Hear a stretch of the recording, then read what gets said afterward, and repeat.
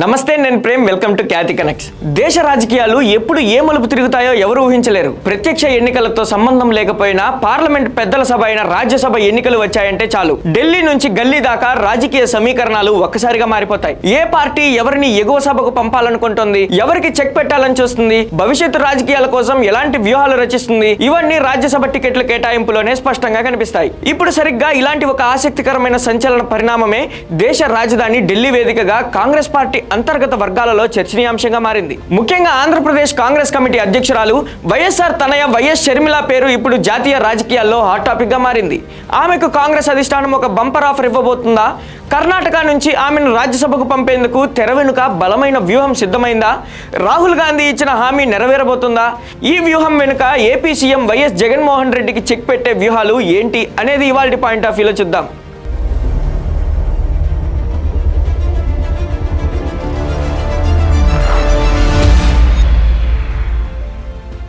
YS Sharmila Telugu రాష్ట్రాల్లో ఈ పేరు రాజకీయాల్లో పరిచయం అక్కర్లేని పేరు. స్వర్గీయ వైఎస్ రాజశేఖర రెడ్డి కుమార్తెగా, వైఎస్ జగన్మోహన్ రెడ్డి సోదరిగా ఒకప్పుడు కేవలం కుటుంబానికే పరిమితమైన ఆమె కాలక్రమేణా ఒక బలమైన రాజకీయ శక్తిగా ఎదిగారు. గతంలో వైఎస్ఆర్ కాంగ్రెస్ పార్టీ స్థాపన సమయంలో జగన్ జైలుకు వెళ్లిన తరుణంలో ఆమె చేసిన పాదయాత్ర ఏపీ రాజకీయ చరిత్రలోనే నిలిచిపోయింది. మరో ప్రస్థానం పేరుతో ఆమె జనంలోకి వెళ్లి పార్టీని అధికారంలోకి తీసుకురావడంలో కీలక పాత్ర పోషించారు. కానీ కాలం ఎప్పుడు ఒకేలా ఉండదు. అన్నతో వచ్చిన కొన్ని రాజకీయ వ్యక్తిగత విభేదాల కారణం కావచ్చు, లేదా తనకంటూ ఒక ప్రత్యేక గుర్తింపు తెచ్చుకోవాలనే ఆకాంక్ష కావచ్చు. షర్మిల తన రూట్ మార్చారు. ఆంధ్రప్రదేశ్ రాజకీయాలను వదిలి తెలంగాణలో అడుగు పెట్టారు. అక్కడ వైఎస్ఆర్ తెలంగాణ పార్టీని స్థాపించి కేసీఆర్ ప్రభుత్వానికి వ్యతిరేకంగా ఒంటరి పోరాటం చేశారు. వేల కిలోమీటర్ల పాదయాత్ర చేస్తూ ప్రజా సమస్యలపై నిలదీస్తూ తెలంగాణ రాజకీయాల్లో ఒక సంచలనంగా మారారు. అయితే జాతీయ స్థాయిలో బీజేపీని ఎదుర్కోవాలన్నా, ప్రాంతీయంగా బలపడాలన్నా కాంగ్రెస్ పార్టీయే సరైన వేదిక అని ఆమె భావించారు. ఈ క్రమంలోనే ఢిల్లీ పెద్దలతో సంప్రదింపులు జరిపి తన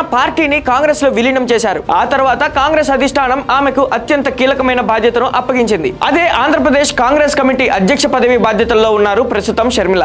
రాష్ట్ర విభజన తర్వాత ఆంధ్రప్రదేశ్ లో కాంగ్రెస్ పార్టీ పరిస్థితి ఎంత దయనీయంగా ఉందో అందరికీ తెలిసిందే. ఉమ్మడి రాష్ట్రంలో అధికారంలో వెలిగిన పార్టీ విభజన తరువాత కనీసం డిపాజిట్లు కూడా దక్కించుకోలేని స్థితికి పడిపోయింది. అలాంటి శూన్యంలో అత్యంత బలహీనంగా ఉన్న ఏపీ కాంగ్రెస్ బాధ్యతలను షర్మిల స్వీకరించారు. పార్టీ క్యాడర్ లో కొత్త ఉత్సాహాన్ని నింపేందుకు ఆమె నిరంతరం శ్రమిస్తున్నారు.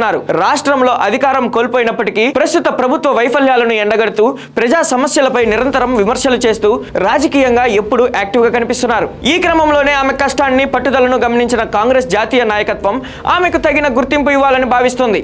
అదే ఇప్పుడు రాజ్యసభ సీటు చర్చకు దారితీసింది. ప్రస్తుతం కర్ణాటక నుంచి కాంగ్రెస్ పార్టీకి దక్కనున్న 3 రాజ్యసభ స్థానాలపై దేశవ్యాప్తంగా ఆసక్తి నెలకొంది. ఈ 3 స్థానాల్లో ఒకదానికి వైఎస్ షర్మిల పేరును పార్టీ అధిష్టానం అత్యంత సీరియస్ గా పరిశీలిస్తున్నట్లు ఢిల్లీ రాజకీయ వర్గాల్లో ఒక బలమైన ప్రచారం సాగుతుంది. ఇది కేవలం ఈ రోజు వచ్చిన ఊహాగానం అయితే కాదు. దీని వెనుక ఒక పెద్ద కథే ఉంది. గతంలో వైఎస్ షర్మిల తన పార్టీని కాంగ్రెస్ లో విలీనం చేసే సమయంలో కాంగ్రెస్ అగ్రనేత రాహుల్ గాంధీ, ప్రియాంక గాంధీలతో పలుమార్లు చర్చలు జరిపారు. ఆ సమయంలోనే రాహుల్ గాంధీ స్వయంగా ఆమెకు ఒక హామీ ఇచ్చారని, ఆమె సేవలను కేవలం ఒక రాష్ట్రానికే పరిమితం చేయకుండా జాతీయ స్థాయిలో ఉపయోగిస్తామని, తగిన సమయంలో రాజ్యసభకు పంపుతామని మాట ఇచ్చారని ఢిల్లీ వర్గాలు చెప్తున్నాయి. ఇప్పుడు ఆ ప్రక్రియ వేగంగా ముందుకు సాగుతుందనే చర్చ బలంగా వినిపిస్తుంది. కర్ణాటకలో కాంగ్రెస్ పార్టీ అధికారంలో ఉండటం వల్ల అక్కడి నుంచి అభ్యర్థులను సులువుగా గెలిపించుకునే బలం పార్టీకి ఉంది. అందుకే సేఫ్ సీట్ గా ఉన్న కర్ణాటక కోటాను షర్మిల కోసం కేటాయించాలని అధిష్టానం భావిస్తుంది. ఒకవేళ ఇదే నిజమైతే షర్మిల రాజకీయ ప్రస్థానంలో ఇది అతిపెద్ద మలుపు అవుతుంది. ఏపీలో ఎమ్మెల్యేగా లేదా ఎంపీగా ప్రత్యక్షంగా గెలవడం ప్రస్తుత పరిస్థితుల్లో కాంగ్రెస్ పార్టీకి అంత సులభమైతే కాదు. కాబట్టి రాజ్యసభ ద్వారా ఆమెకు పార్లమెంటులో స్థానం కల్పిస్తే ఆమె మరింత స్వేచ్ఛగా, దూకుడుగా రాజకీయాలు చేసే అవకాశం ఉంటుంది. రాహుల్ గాంధీ స్వయంగా ఈ విషయంలో చొరవ చూపడంతో హైకమాండ్ లోని ఇతర పెద్దలు కూడా దీనికి సానుకూలంగా ఉన్నట్లు తెలుస్తుంది. కాంగ్రెస్ పార్టీ కేవలం ఒక సీటు ఇవ్వాలనే ఉద్దేశంతోనే ఈ నిర్ణయం తీసుకోవడం లేదు. దీని వెనుక అత్యంత వ్యూహాత్మకమైన, లోతైన రాజకీయ లెక్కలు ఉన్నాయట.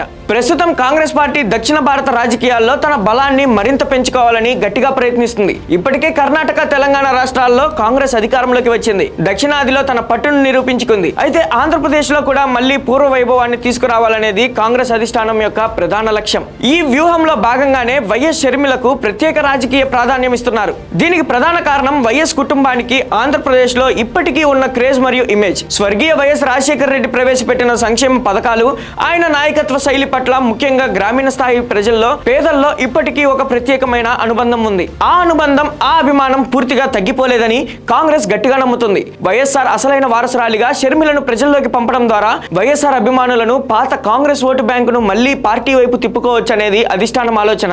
అంతేకాదు, షర్మిలను కేవలం ఆంధ్రప్రదేశ్ రాష్ట్ర నాయకురాలిగా మాత్రమే ఉంచితే ఆమె ప్రభావం పరిమితంగా ఉంటుంది. అదే ఆమెను జాతీయ స్థాయిలో ప్రొజెక్ట్ చేస్తే, ఆమెకు ఒక జాతీయ హోదా కల్పిస్తే అది పార్టీకి ప్లస్ అవుతుందని పార్టీ భావిస్తుందట. రాజ్యసభకు పంపడం ద్వారా పార్లమెంట్ వేదికగా కేంద్రంలోని బీజేపీ ప్రభుత్వంపై, ప్రధాని మోదీపై దూకుడుగా మాట్లాడగల సమర్థవంతమైన మహిళా నాయకురాలిగా ఆమెను తీర్చిదిద్దవచ్చని కాంగ్రెస్ భావిస్తుంది. షర్మిలకు ఉన్న వాక్పటిమ, హిందీ, ఇంగ్లీష్ భాషలపై ఉన్న పట్టు జాతీయ మీడియాను ఆకర్షించగలవని బలంగా నమ్ముతోంది. ఆమెను జాతీయ స్థాయిలో ఒక పెద్ద లీడర్ గా ఎదగడానికి కాంగ్రెస్ ఈ ప్లాన్ వేసిందట. కానీ ఢిల్లీ పెద్దలు అనుకున్నంత మాత్రాన ఈ నిర్ణయం అమలు చేయడం అంత సులభం కాదు. ఎందుకంటే కర్ణాటక నుంచి కాంగ్రెస్ కి లభించే ఆ 3 రాజ్యసభ స్థానాల కోసం పార్టీలోనే భారీ పోటీ నెలకొంది. కర్ణాటక రాష్ట్రానికి చెందిన ఎందరో సీనియర్ నేతలు, పార్టీ కోసం దశాబ్దాలుగా పనిచేస్తున్న నాయకులు ఈ సీట్లపైనే కన్నేశారు. ప్రస్తుతం కర్ణాటక రేసులో రాష్ట్రానికి చెందిన సీనియర్ నేతలు బీకే హరిప్రసాద్, రాజీవ్ గౌడ వంటి పేర్లు ముందు వరుసలో వినిపిస్తున్నాయి.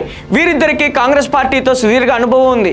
గతంలో జాతీయ స్థాయిలో కీలక బాధ్యతలు నిర్వహించిన అనుభవం కూడా ఉంది. తాము స్థానికంగా ఉంటూ పార్టీని గెలిపించడంలో పాత్ర పోషించామని, కాబట్టి తమకే మొదటి ప్రాధాన్యం ఇవ్వాలని వీరు ఒత్తిడి తెస్తున్నారు. వీరితో పాటు ఢిల్లీ కేంద్రంగా పనిచేస్తున్న జాతీయ నాయకులు, పార్టీ అధికార ప్రతినిధుల పేర్లు కూడా ఈ రేసులో బలంగా వినిపిస్తున్నాయి. ముఖ్యంగా జాతీయ మీడియాలో, టీవీ డిబేట్లలో బీజేపీపై నిరంతరం విరుచుకుపడే పవన్ ఖేడా, సుప్రియా శ్రీనటే వంటి కీలక వక్తలు కూడా రాజ్యసభ సీటును ఆశిస్తున్నారు. వీరు ప్రతిరోజు పార్టీ వాదనను ప్రజల్లోకి బలంగా తీసుకెళ్తున్నారు. కాబట్టి వీరికి పార్లమెంటులో అవకాశం కల్పిస్తే బాగుంటుందనే ఆలోచన కూడా పార్టీలో ఉంది. ఇలాంటి పరిస్థితుల్లో స్థానిక కర్ణాటక నేతలు, జాతీయ వక్తల మధ్య తీవ్రమైన పోటీ ఉండగా ఇప్పుడు అకస్మాత్తుగా వైఎస్ షర్మిల పేరు తెరపైకి రావడం కర్ణాటక కాంగ్రెస్ వర్గాల్లో చిన్నపాటి కలకలం రేపుతుంది. పొరుగు రాష్ట్రానికి చెందిన నేతకు, అది ఇప్పుడే పార్టీలోకి వచ్చిన వారికి తమ కోటా నుంచి సీటు ఇవ్వడంపై స్థానిక నేతలు ఎలా స్పందిస్తారనేది ఇప్పుడు హైకమాండ్ కు పెద్ద పరీక్షగా మారింది. స్థానిక నాయకత్వానికి ప్రాధాన్యత ఇవ్వాలా, లేక భవిష్యత్తు జాతీయ వ్యూహాన్ని, ఏపీ రాజకీయాలను దృష్టిలో పెట్టుకుని కఠిన నిర్ణయం తీసుకోవాలా అన్నదానిపై సోనియా గాంధీ, మల్లికార్జున ఖర్గే, రాహుల్ గాంధీ లోతుగా ఆలోచిస్తున్నారు. ఈ మొత్తం సమీకరణాల్లో అత్యంత ఆసక్తికరమైన అంశం ఏంటంటే ఆంధ్రప్రదేశ్ రాజకీయాలపై ప్రభావం ఎలా ఉండబోతుంది. ఒకవేళ వైఎస్ షర్మిలకు రాజ్యసభ అవకాశం ఇస్తే అది కేవలం ఆమె వ్యక్తిగత రాజకీయ ఎదుగుదల మాత్రమే కాదు, ఏపీలో కాంగ్రెస్ పార్టీకి ఒక కొత్త ఊపు, కొత్త దిశను తీసుకువచ్చే ప్రయత్నంగా మారుతుంది. ఆంధ్రప్రదేశ్ రాజకీయాల్లో వైఎస్ జగన్మోహన్ రెడ్డి ఒక బలమైన శక్తిగా ఉన్నారు. వైఎస్ఆర్ కాంగ్రెస్ పార్టీ ద్వారా ఆయన వైఎస్ఆర్ వారసత్వాన్ని పూర్తిగా క్లెయిమ్ చేసుకున్నారు. ఇప్పుడు అదే వైఎస్ కుటుంబానికి చెందిన జగన్ సొంత చెల్లెలైన షర్మిలను కాంగ్రెస్ పార్టీ జాతీయ స్థాయిలో ప్రొజెక్ట్ చేయడం వెనుక ఉన్న ఒక పెద్ద పొలిటికల్ స్కెచ్ ఉంది.